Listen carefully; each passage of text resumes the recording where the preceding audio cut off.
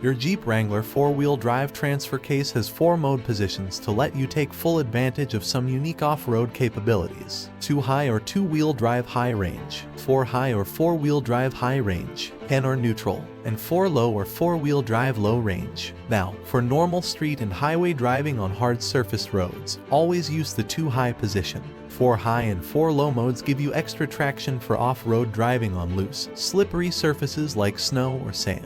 You can shift between 2 high and 4 high with the vehicle stopped or in motion. When in motion, the transfer case will engage or disengage faster if you momentarily let up on the accelerator pedal after completing the shift. Apply a constant force while shifting the transfer case lever. You can only shift between 4 high and 4 low while slowly rolling at 2 to 3 miles per hour. Or 3 to 5 kilometers per hour. Shift an automatic or manual transmission into neutral while rolling, or, for a manual, simply press the clutch pedal. Then shift the transfer case lever firmly into the desired position. Now you can shift back into drive. You may hear some noise momentarily during the shift from 4 high to 4 low.